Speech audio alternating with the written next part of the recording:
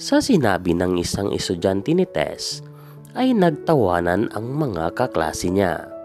Sabay nagliparan ng mga nilukot na mga papel at karamihan nun ay lumilipad papunta sa direksyon ni Tess.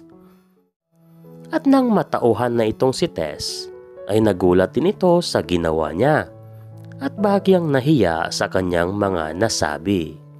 Napayuko siya at dahan-dahang bumaba sa mesang kinatatayuan niya. Habang nakayuko itong si Tess, ay dahan-dahan niyang hinatak ang upuan niya at umupo muna pansamantala. Naiwan si Tess mag-isa sa kwartong iyon at nang nakita na niyang wala ng tao, ay dali-dali siyang napabuntong hininga. Ano kaya ang mukhang iharap ni Tess sa mga estudyante nito? Magagawa pa kaya ni Tess na maipatuloy ang pagtuturo nito?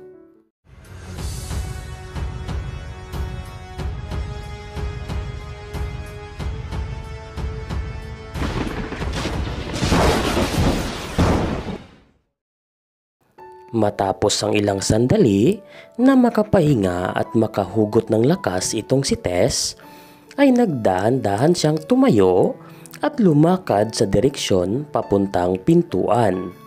Sa mga oras kasing iyon ay nanginginig pa rin ang mga tuhod nito dahil sa kaba at takot. Dahil sa mga binitawan nitong mga salita sa mga estudyante niya. Natakot siyang baka magtanim ng galit sa kanya ang mga estudyante nito at bigla na lang siyang harangin ng mga ito at saktan. Habang papalapit si Tess sa pintuan ay nagdahan-dahan siyang sumilip para di siya mapansin kung meron mang natitirang tao doon sa hallway. Nang masilip niyang wala ng tao sa hallway ay nagdali-dali siyang lumakad papunta sa faculty room nila.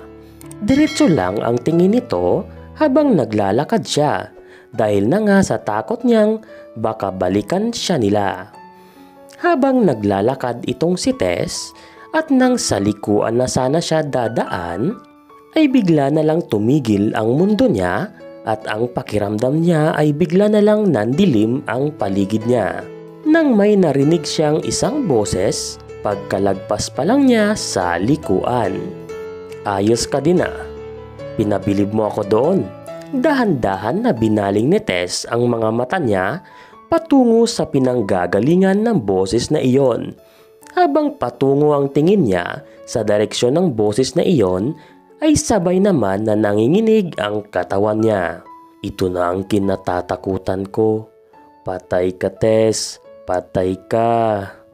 Mga salitang tumatakbo sa isipan ni Tess habang dinidiscover niya ang taong iyon.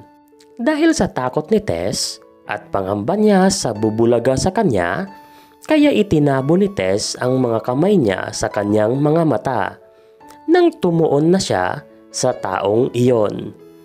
Natigilan lang siya nang marinig niya ulit ang boses ng taong iyon. Oh, anong nangyari sa'yo? Ba't ka nanginginig at namumutla? Pagtataka ng misteryosong taong humintay kay Tess. Biglang natauhan si Tess sa narinig niya at nagkunwari na lang siyang okay siya at hindi siya kinakabahan. Ikaw pala, Breaks. Ginulat mo naman ako. Akala ko kung sino na. Grabe ka naman. Parang papatayin mo naman ako sa nervyos dyan sa ginagawa mo eh. Mga salitang hinuhugot ni Tess kahit na halatang halata na siyang nanginginig sa kaba. Hindi ako nagantay dito para makipagbiruan sa iyo. Sinabi ko lang na pinabilib mo ako, pero hindi ibig sabihin no na magkaibigan na tayo.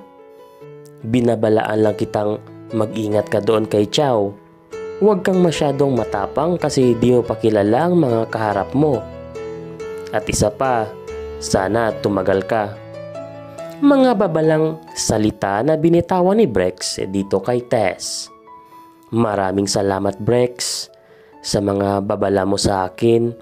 Pero kaya ko naman ang sarili ko, huwag kang mag-alala.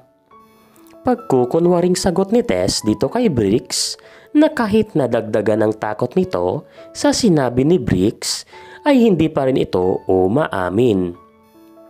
O siya, sige, nasabi ko na ang dapat kong sabihin.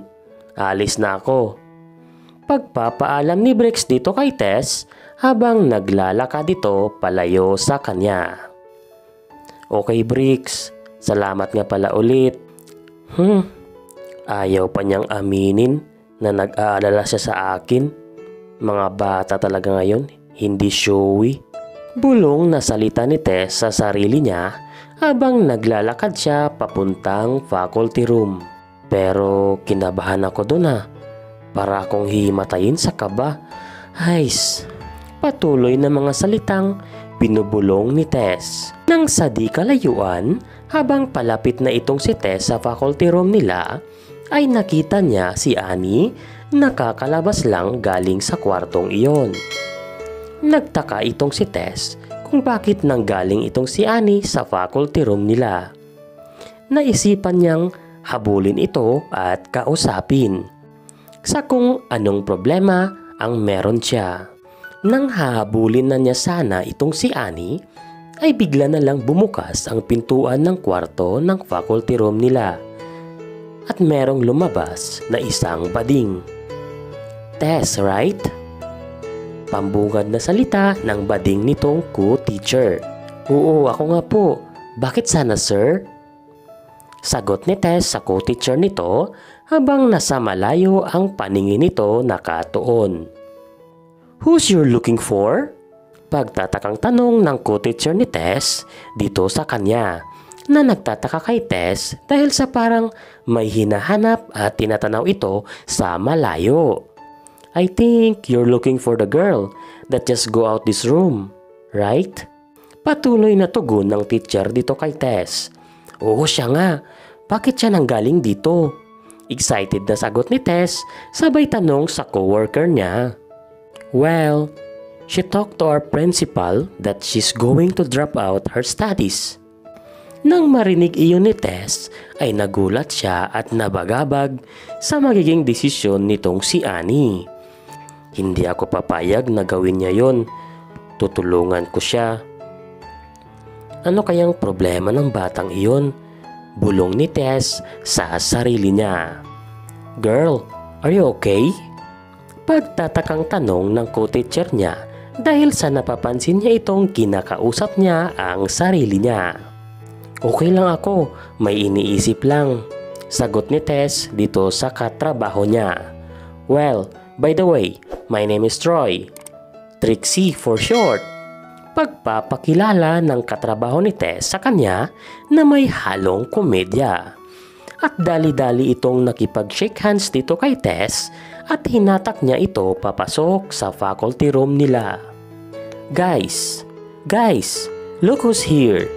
Si Tess, our new co-teacher. I-welcome nyo naman siya. Excited na mga salitang binibigkas nitong si Troy habang hatak-hatak niya itong si Tess. Sa sinabi nitong si Troy ay nagsitayuan ang mga co-teacher nila at sabay-sabay na winelcome itong si Tess sa hanay nila. Anong masasabi mo, Tess? Tanong ni Troy dito kay Tess. Maraming salamat po sa inyong lahat sa inyong pag-welcome sa akin dito sa school nyo. Maraming salamat po. Maikling pasasalamat na salita ni Tess sa mga katrabaho niya dahil sa nahihiya pa ito at nag-a-adjust pa kumbaga. Tess, dito ka sa tabi ko umupo ha. Ito ang magiging table mo. Patuloy na pag-asikaso ni Troy dito kay Tess. Maraming salamat Troy ha. Tugon ni Tess dito sa kanya. Ano ka ba? Maliit na bagay lang yan. O siya, sige, umupo ka na dyan at magpahinga. At mamaya na kita ulit bubulabugin. Mga huling salitang binitawan nitong si Troy bago ito tumigil sa kakasalita. Salamat Troy. Marahan na tugon ni Tess dahil sa ramdam na niya ang gutom dahil sa hindi pa siya nakakapagtanghalian. Nang makaupo na si Tess sa table niya, ay nagpahinga muna ito saglit bago niya kinain ang baon niya para sa tanghalian. Naging masaya si Tess sa mga oras na iyon dahil sa nagkaroon siya ng kaibigan agad-agad sa faculty room nila. Tara Troy, sabay na tayong kumain. Pag-imbita ni Tess dito kay Troy. Oo naman, sige tara. Excited naman na sagot ni Troy dito kay Tess. Sabay kinuha ni Troy ang baon nitong pagkain at tinabihan niya itong si Tess. At masaya ang dalawang nag-uusap habang kumakain ang mga ito. Sa mga sandaling iyon ay pansamantalang nawala sa isipan ni Tess ang mga problemang napagdaanan niya kani-kanina lang. Ano kaya ang magiging papel nitong si Troy sa buhay nitong si Tess? At anong hakbang ang gagawin ni Tess para matulungan itong si Annie? At anong klaseng banta ang harapin ni Tess dito kay Chow? Abangan!